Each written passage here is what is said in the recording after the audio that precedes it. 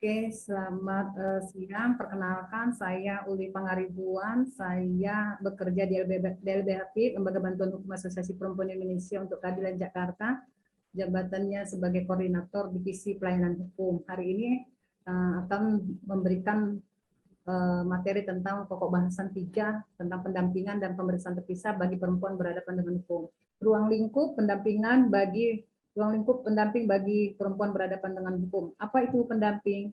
Pendamping adalah seseorang atau kelompok atau organisasi yang dipercaya dan atau memiliki keterampilan dan pengetahuan untuk mendampingi perempuan dengan tujuan untuk membuat PBH atau perempuan berhadapan dengan hukum merasa aman dan nyaman dalam memberikan keterangan selama proses peradilan.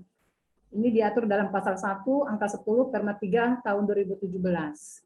Ruang lingkup pendamping bagi PBH ini ada aturan hukumnya di pasal 10 huruf D Undang-Undang Nomor 23 tahun 2004. Kemudian ada pasal 5 ayat 1 huruf P Undang-Undang Nomor 13 tahun 2006 sebagaimana diubah dengan Undang-Undang Nomor 31 tahun 2014. Ini terkait dengan Undang-Undang Lembaga Perlindungan Saksi dan Korban. Kemudian ada pasal 3, 5 Undang-Undang Nomor 21 tahun 2007. Ini tindak pidana perdagangan orang. Kemudian ada pasal 9 huruf A Undang-Undang Nomor 16 tahun 2001 dan ada di pasal 23 Undang-Undang Nomor 11 tahun 2012 ini sistem peradilan pidana anak berhadapan dengan hukum dan pasal 9 Perma Nomor 3 tahun 2017.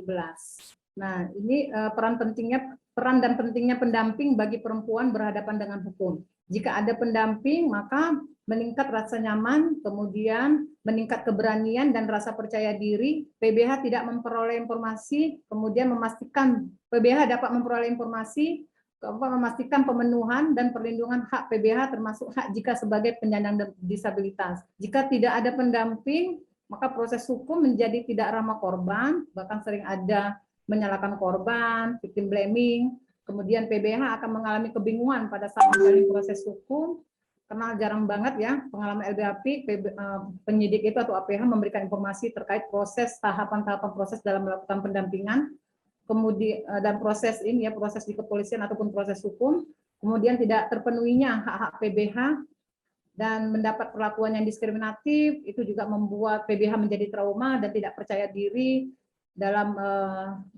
proses hukum yang berjalan. Ini peranan hakim dalam mengakomodasi pendampingan perempuan berhadapan dengan hukum. Siapa saja yang dapat disebut sebagai pendamping. Pendamping bisa paralegal, keluarga, kemudian forum pengada layanan atau orang yang dipercaya oleh korban, penasihat hukum, atau pendamping dari LSM atau WCC, kemudian juga psikolog atau psikiater, pekerja sosial, konselor, penerjemah bahasa isyarat atau bahasa asing, dan juga lembaga bantuan hukum. Itu yang bisa disebut sebagai pendamping yang sudah diatur di dalam beberapa undang-undang. Peranan hakim dalam mengakomodasi pendampingan perempuan berhadapan dengan hukum, ini pendampingan sesuai Perma 3 tahun 2017, di pasal 9 Perma nomor 3 tahun 2017 mempertegas bahwa pendamping tidak hanya diberikan pada kasus kekerasan dalam rumah tangga atau anak saja, namun kasus yang lebih luas dan dalam semua lingkup peradilan. Oleh karena itu, hakim dapat berperan dengan menyarankan perempuan berhadapan dengan hukum, didampingin oleh pendamping, dan hakim berwenang mengabulkan permintaan perempuan untuk menghadirkan pendamping. Ini sesuai dengan Perma 3 tahun 2017. Pendamping sesuai Perma 3 tahun 2017 lanjut ketika PBH meminta atau menyatakan kebutuhannya akan pendamping, atau ketika hakim atau APH mengamati bahwa ia memerlukannya, itu wajib diberikan. Misalnya sebagai hakim, peserta melihat ia menunjukkan tanda-tanda tertekan, depresi, cemas, takut yang lebih daripada umumnya, atau persoalan serius lainnya, dan tidak mampu berkontak atau berkomunikasi berbicara yang tidak dipahami oleh lingkungan yang dengan baik, dan lain-lain, atau ia memang individu dengan disabilitas atau tidak mampu berbahasa Indonesia sehingga memerlukan bantuan untuk dapat menjalani proses hukum dengan baik dan lebih transparan. Next. Ini tantangan dan praktik baik pendampingan perempuan berhadapan dengan hukum. Ini tantangan pendampingan PBH Organisasi pengadaan layanan bagi PBH seringkali melaporkan bahwa kehadiran mereka dalam mendampingi PBH ditolak oleh aparat penegak hukum dengan alasan yang tidak mendasar.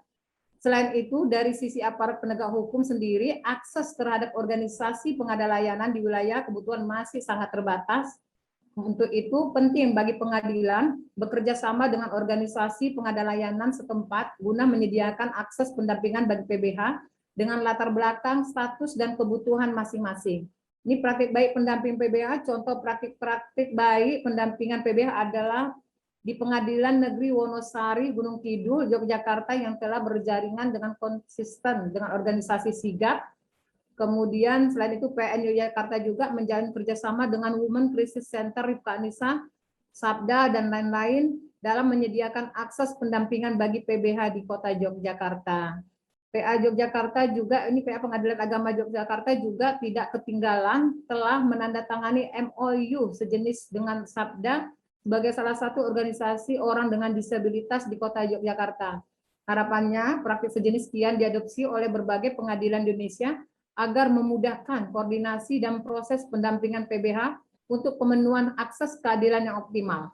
Assalamualaikum warahmatullahi wabarakatuh dan selamat siang Ibu dan Bapak para hakim yang saat ini sedang mengikuti pelatihan untuk implementasi Perma 3 tahun 2017. Saya Siti Mazuma, Direktur LBH Apik Jakarta. Saya akan membawakan tentang dasar hukum dan jenis pemeriksaan terpisah dan merupakan subtopik 5. Pemeriksaan terpisah atau telekonferensi adalah sebuah mekanisme pemeriksaan jarak jauh atau terpisah dari yang dimaksud dalam penerapan Perma 3 tahun 2017. Sebuah pemeriksaan audiovisual atau visual melalui telekonferensi atau dikenal juga dengan sidang online. Apalagi saat pandemi sekarang ini, sidang-sidang online ini sangat membantu kita semua, Ibu dan Bapak ya. Dasar hukum dari pemeriksaan terpisah ini adalah ada dalam Perma 3 tahun 2017 dan biasa disebut dengan komunikasi audiovisual dan memiliki dasar hukum dari pasal 9 Undang-Undang nomor 13 tahun 2006 tentang perlindungan saksi dan korban. Jadi Perma ini mengacu pada aturan hukum yang lebih tinggi, yaitu Undang-Undang Lembaga Perlindungan Saksi dan Korban yang menyatakan bahwa saksi dan atau korban yang merasa dirinya berada dalam ancaman yang sangat besar atau persetujuan hakim dapat memberikan kesaksian tanpa hadir langsung di pengadilan tempat perkara tersebut sedang diperiksa. Jadi ini diperbolehkan oleh undang-undang dan juga kemudian diperkuat oleh Perma 3 tahun 2017 ini. Saksi dan atau korban sebagaimana dimaksud ayat 1 dapat memberikan kesaksian secara tertulis yang disampaikan di hadapan pejabat yang berwenang dan membutuhkan tanda tangan pada berita acara yang memuat tentang kesaksian tersebut. Kemudian dilanjutkan dengan saksi dan atau korban sebagaimana yang dimaksud ayat 1 dapat pula didengar kesaksiannya secara langsung melalui sarana elektronik dengan didampingi oleh pejabat berwenang. Jadi ini sangat membantu kita semua Ibu dan Bapak ya, apalagi saat pandemi Covid di mana kita memang tidak bisa menghadirkan di sidang secara langsung. Jadi Perma ini ada, kemudian semakin mengakomodir kebutuhan di saat pandemi Covid saat ini dan itu sangat membantu bagaimana hukum acara tetap bisa berjalan. Kemudian Perma nomor 3 tahun 2017 juga menguatkan Undang-Undang Perlindungan Saksi dan Korban tersebut dengan memuat kewenangan hakim atas inisiatif sendiri dan atau permohonan para pihak, penuntut umum, penasihat hukum, atau korban dapat memerintahkan perempuan berhadapan dengan hukum untuk didengar keterangannya mulai pemeriksaan dengan komunikasi audiovisual jarak jauh di pengadilan setempat atau tempat lain. Dengan catatan atau apabila 1. Kondisi mental atau jiwa perempuan berhadapan dengan hukum ini tidak sehat diakibatkan oleh rasa takut, trauma psikis berdasarkan penilaian dokter atau psikolog. Terus alasan selanjutnya adalah berdasarkan penilaian hakim, keselamatan perempuan berhadapan dengan hukum tidak terjamin apabila berada di tempat umum atau terbuka.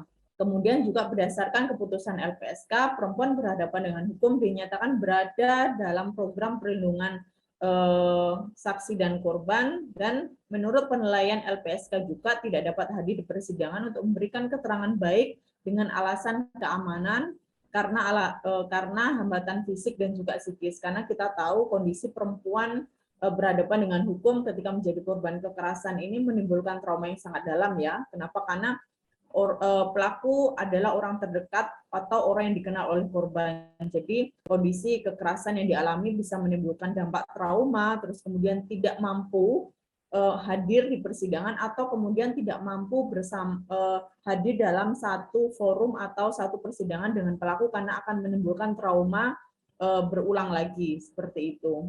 Nah, kemudian di luar itu Mahkamah Agung juga mengeluarkan Perma 4 tahun 2020 tentang administrasi dan persidangan perkara di pengadilan secara elektronik. Jadi ini saling menguatkan ya, benar-benar aturan hukum yang memang sesuai dengan kebutuhan dan kita bisa implementasikan tanpa harus melanggar dari hukum acara itu sendiri. Nah, ini kita sudah sampai dalam subtopik 6, yaitu tentang mekanisme pemeriksaan terpisah. Jadi bagaimana sih mekanisme pemeriksaan terpisah itu sendiri, baik di Perma maupun beberapa praktek di ruang sidang yang sudah kita lakukan gitu ya. Saya yakin Ibu dan Bapak yang sudah terbiasa dengan sidang-sidang online memiliki pengalaman yang sama atau mungkin nanti pengalaman yang berbeda, nanti kita bisa share ya. Oke. Ini mekanisme telekonferen adalah majelis hakim atau hakim, panitera pengganti, terus kemudian penuntut bersidang di ruang sidang pengadilan. Sementara terdakwa mengikuti sidang dari rutan tempat terdakwa ditahan dengan didampingi atau tanpa didampingi oleh penasihat hukum. Kemudian hakim atau majelis hakim, panitera pengganti bersidang di ruang sidang pengadilan, sedangkan penuntut umum mengikuti sidang dari kantor penuntut umum, terdakwa dengan didampingi oleh tanpa didampingi sampai hukumnya mengikuti sidang dari rutan atau terdakwa ditahan. Jadi kondisinya terdakwa yang berada di rutan maka tetap bisa mengikuti sidang online dari tempat dia berada tanpa harus dihadirkan di ruang persidangan. Kemudian ruangan tempat terdakwa disidangkan wajib dilengkapi dengan alat perekam atau CCTV yang dapat memperlihatkan kondisi ruangan secara keseluruhan supaya hakim bisa ngecek dia beneran nggak sih berada di di ruangan ini gitu ya, takutnya nanti bohong gitu. Nah, kemudian semua peserta sidang wajib terlihat di layar dengan terang dan jelas dengan suara yang sangat jernih. Panitera pengganti mempersiapkan sarana persidangan termasuk kesiapan peserta sidang dan melaporkan kepada majelis hakim dalam persidangan hakim, panitera pengganti, penuntut umum, penasihat hukum menggunakan atribut sidang masing-masing sesuai dengan hukum acara yang sedang berlaku. Jadi tidak ada bedanya, tetap kita menggunakan atribut, toga dan sebagainya gitu ya. Hanya tempatnya saja yang kemudian berpindah menjadi online. Nah, di pasal 12 tentang sidang online atau Perma sidang online, untuk pemeriksaan saksi yang identitasnya menurut peraturan undang-undang atau menurut hukum wajib dirahasiakan, Ketua Majelis memerintahkan panitera pengganti mematikan fitur video dalam tampilan layar visual saksi pada aplikasi pelaksanaan sidang dan saksi hanya memberikan keterangan dalam format audio yang disamarkan suaranya atau mendengarkan keterangan saksi tanpa dihadiri oleh terdakwa. Jadi kalau korbannya tentu saja korban dan saksi ini harus dilindungi identitasnya gitu ya, dan ini menjadi aturan yang sangat penting supaya tersangka atau supaya terdakwa ini tidak mencari-cari korban gitu, apalagi dengan disamarkan suaranya. Jadi ini bisa menjadi praktek yang sangat baik, kita tetap bisa mendengarkan keterangan saksi tanpa harus membahayakan kondisi korban ataupun si saksi yang merupakan perempuan berhadapan dengan hukum ini. Manfaat dari telekonferensi, kenapa kita membutuhkan ini gitu ya, karena yang pertama tentu saja pandemi COVID-19, terus kemudian adanya akses terhadap pemeriksaan melalui telekonferensi ini juga dapat menghindarkan konfrontasi pelaku dan korban tidak disatukan dalam satu ruangan, sehingga membuat perempuan berhadapan dengan hukum atau perempuan korban ini merasa tidak nyaman dan kemudian mengalami trauma berulang. Jadi ini merupakan satu solusi yang sangat baik. Selain itu, ini juga dapat menjadi cara yang melindungi korban dari situasi penghakiman atau pemberian label oleh masyarakat atau media, maupun melindungi hak korban untuk memberikan keterangan yang bebas di persidangan tanpa adanya hambatan psikologis dan juga kultural. terutama jika pelaku adalah orang yang dekat dan memiliki relasi kuasa dengan korban. Jadi bisa menjaga jarak karena tidak berada dalam satu ruang sidang. Nah, ini kita sudah sampai di topik ke-7, yaitu peran hakim dalam pelaksanaan pemeriksaan terpisah. Jadi bagaimana sih dan apa saja peran hakim dalam pemeriksaan terpisah ini sendiri. Oke, lanjut Kak, kita akan membahas. Hakim dapat berperan mengidentifikasi kebutuhan pemeriksaan telekonferen, misalkan bertanya kepada perempuan berhadapan dengan hukum itu sendiri, pendamping atau penuntut umum tentang kesiapan PBH dalam melaksanaan pemeriksaan. Karena kalau masih dalam trauma, tentu saja nanti pemeriksaan formilnya juga tidak akan maksimal ya.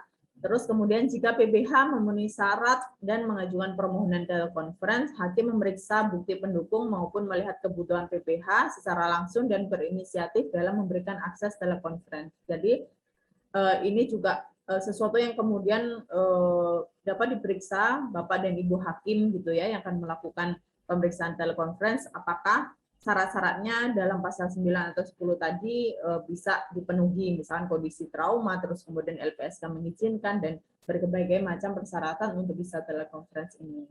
Hakim dapat melihat berkas penunjang seperti laporan psikologis tentang trauma berat yang dialami oleh BPH, seperti serangan panik, serangan cemas, PTSD, dan lain-lain yang dapat dijelaskan, dan juga pemicunya ini dapat hadir gitu ya. Trauma ini dapat kembali hadir ketika ada pelaku atau ingatan ini dapat membuat korban menjadi trauma kembali karena mengingatkan pada peristiwa kekerasan yang dialami. Terus kemudian juga termasuk menggali bagaimana respon atau kondisi PPH pada hambatan fisik atau mental tersebut. Kemudian juga ini dapat mengabulkan akses telekonferensi sepanjang dilakukan berdasarkan Perma 4 tahun 2020. Nah, jika tidak memungkinkan, hakim setidak-tidaknya melakukan pemeriksaan terpisah, khususnya bagi PPH, saksi ataupun korban, dan pelaku yang dihadapi. Pelaku dapat ditempatkan di ruang terpisah ataupun dipersilahkan keluar sidang sebelum PBH memasuki area persidangan sebagaimana pasal 173 KUHP. Hakim ketua sidang dapat mendengar keterangan saksi mengenai hal tertentu tanpa hadirnya terdakwa. Untuk itu ia minta terdakwa keluar sidang, akan tetapi sudah itu pemeriksaan perkara tidak boleh diteruskan sebelum kepada terdakwa diberitahukan semua hal pada waktu ia tidak hadir. Jadi gitu ya. Terdakwa keluar sidang dan kemudian ini pemeriksaan ini tidak diteruskan kepada terdakwa gitu ya, sampai kemudian jika tidak memungkinkan, hakim setidak-tidaknya melakukan pemeriksaan terpisah khususnya bagi PPH, baik dia korban, saksi, dan pelaku yang dihadapi. Pelaku dapat ditempatkan di ruang terpisah ataupun dipersilakan keluar sidang sebelum PBH memasuki area persidangan sebagaimana diatur dalam pasal 13 KUHP. Hakim ketua sidang dapat mendengar keterangan saksi mengenai hal tertentu tanpa kehadiran terdakwa.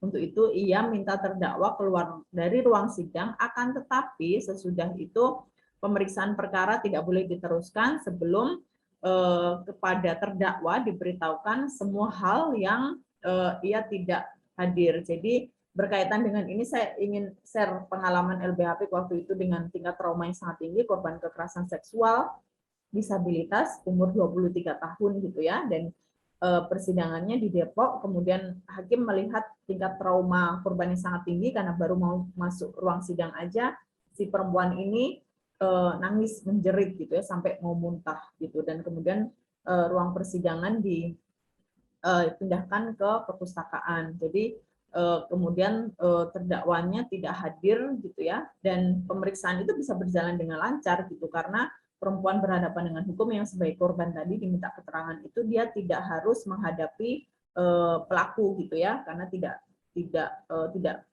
ketemu pelaku, dan kemudian dia bisa menceritakan. Majelis hakim pada waktu itu meminta izin sama pengacara PH-nya dari pelaku dan kemudian sama jaksa penuntut umum, dan waktu itu ada LBH dan juga dari lembaga perlindungan saksi dan korban gitu.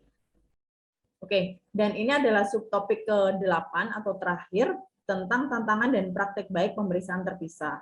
Nah, tantangan praktek telekonferensi khususnya bagi PBH sebagai berikut. Yang pertama, tidak mudahnya akses yang sama atas fasilitas sidang jarak jauh. Kita akui memang begitu gitu ya.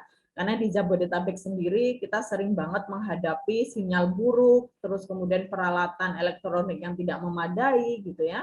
Terus kemudian sarana dan prasarana yang tidak merata khususnya dalam hal teknologi dan kualitas koneksi atau jaringan internet masing-masing wilayah memungkinkan jalannya sidang tidak tepat waktu. Ada juga yang kemudian Zoom-nya tidak berbayar.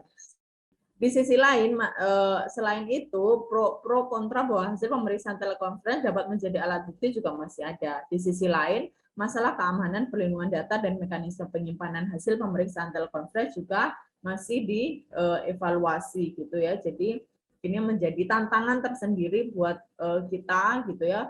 Jadi ketika memang pemeriksaan terpisah atau ada telekonferensi, dipastikan tempat, jaringan, dan alat elektronik ini sesuai gitu ya, sehingga ini mempermudah dalam proses pemeriksaan, dan nanti ketika ada evaluasi juga ini menjadi salah satu bahan masukan gitu ya. Oke, selanjutnya.